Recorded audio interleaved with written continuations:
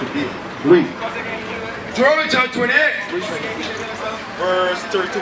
verse 32. Thy sons and thy daughters shall be given unto another people. So when you watch the movies, when his sons and daughters were given unto another people, when we was brought here, we was separated from our family. Some of us in the holiday St. Lucia, our culture and tradition and family was separated and discontinued. Read. And thy eyes shall look and fill with longing for them all the day long. So we were praying, our mothers was praying all the day long. Until even some of our mothers tell you, hey, can't remember his mother? Remember can't.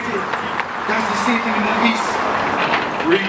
And there shall be no might in thy hand. We have no economy to retrieve. We have no military to retrieve from our people. Because God has taken away that from us, because we break his commandments.